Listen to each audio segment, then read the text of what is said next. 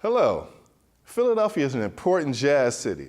The music truly lives here.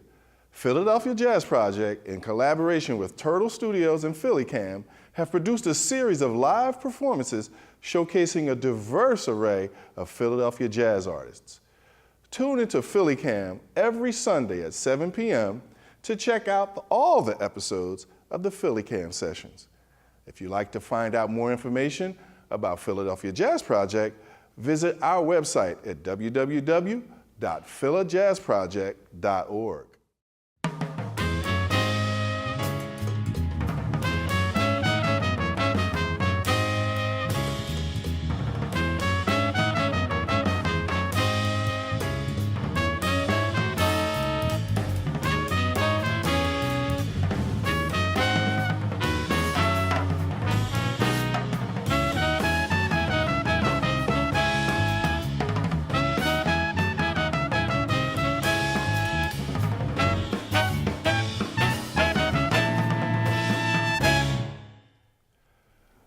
Welcome to the PhillyCAM Sessions, where we check out some of the most exciting jazz artists in Philadelphia.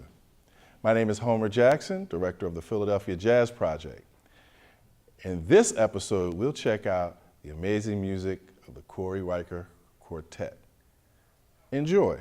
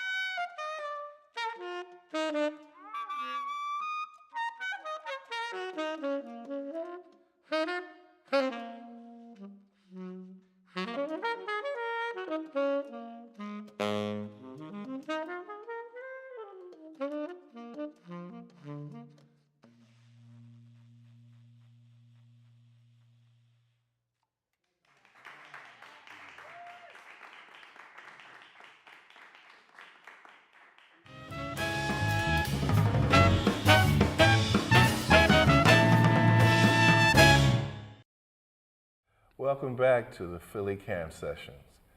We're here speaking with Korey Riker about his music. Korey, tell us a little bit about your background. Sure. Well, I've been living in Philadelphia almost 10 years. In October, it'll be 10 years. And I moved here after getting a great first impression of the city. I grew up in California, in the Bay Area, a little town called Half Moon Bay, California, a little coastal town. It's famous for a big wave beach there called Mavericks. So it gets like 30-foot waves or so, you know, when the weather's right. Nice. But very beautiful town. You know, I grew up there, and it was time to see something different. And after college, I went to college in Spokane, Washington, at Whitworth College. I worked for Carnival Cruise Lines, and it was during that time that I was on a work break and visited Philadelphia, and really just fell in love with the city almost immediately. And you know, I knew a bit about the city, being a fan of the Roots and Jill Scott, and also the rich jazz tradition here with Coltrane and you know, Jimmy Heath and McCoy Tyner and et cetera, et cetera, et cetera. Right. So, you know, I was looking for somewhere else, and it seemed like I remember being in like Old City and South Street was all I saw, but just getting a great first impression of the city and the local music scene. I saw a band that I ended up playing with when I first moved here called Natural Selection, led by Alicia Dessaw, and I wanted to live there. I wanted to live here, and about 3 or 4 months later, in October 2004, I moved to Philadelphia. Wow. And you are a real deeply rooted part of the scene. Some of the musicians who were in your band, who were you in your band today? Well, I had Luke Carlos O'Reilly on piano, Joe Trulio on drums, and Ken Pendergast on bass. Luke really actually ushered me into the scene. The first year and a half I was here, I was playing with Natural Selection, but I just didn't really quite know where to go to meet the people I wanted to meet. I wanted to meet the people whose music I was a fan of, like you know, the Jill Scott live album, Experience 826, was just, you know, incredibly revolutionary for me. And you read the liner notes and you're like, who are these guys? You know, and I want to meet these people. And Luke, Carlos O'Reilly, Ben O'Neill, and Frank Lester had a night at Marmont Steakhouse on Market Street, 3rd and Market. They used to have a Monday night there. And that really, about a year and a half after living here, I finally, Luke invited me that night. And that's really where I started to meet the people that were doing the things I wanted to be doing. And everything kind of flowered from there. Joe Trulio, I also met at that session. He would come in with his conga drum. So I just thought he was a percussionist at first, but we became buddies real quickly. And then Ken, I met somewhere along the way, I don't know. But funny enough, he ended up marrying a girl I went to high school with in California. That was a year younger than me. I knew her in high school. It's, you know, it's small world just kind of come together. Right. Well, you know, we're all buddies. We hang out. We enjoy playing music together. Now, tell me about your sound. Your music is both. Some people can confuse it with smooth jazz, but this is nothing smooth. It's too hot to be smooth jazz. So tell me about your approach. Yeah, I'm not a fan of smooth jazz, really, just in general terms. I call it rough jazz. I'm like, can we make smooth jazz rough again? You know, because I like the grooves, I like the pocket and stuff, but I'm not a big fan of like the really clean production style. I don't want to, I am where I am, you know, and I really have taken more of the influences of my jazz upbringing, but then the music that I came to Philly for, you know, the rich history of R&B here, and it's been great to get involved with the gospel scene, and you know, all that stuff comes into play, and the hip hop, and of course, you know, like, and trying to incorporate it in ways that are just uniquely me. Another influence that I draw from heavily is I used to be a drum and bass DJ at raves back in the day when I was in college, like in a different life. And elements of electronic music have always been really important to me. The second song I performed is actually inspired by an electronic music composition that I have on vinyl. I used to play at parties, you know, and love dearly. So yeah, that's you know, kind of where I'm coming from, you know, I guess, yeah. Yeah, I mean, it's an amazing synthesis of the past and the future simultaneously in your music. It's a joy to listen to, and you can dance. Yeah, and that's important to me because I like to dance. You know, I like to be able to just kind of like, you know, enjoy it and you know, and dig into the pocket of the music, you know, and you know, whether I'm moving or tapping my foot or whatever. It's just, I like that. I like interesting bass lines, which a lot of that, you know, comes from all those various forms, and you know, stuff built on bass lines and rhythmic motifs, and you know, that's the stuff I love. You know, and I dig it too. Thanks for being here with us. Thank you so much for having me. And thank you folks out there in TV land for being with us here at the PhillyCAM Sessions. Stay tuned for next episode. There'll be something exciting for you to check out. See you then.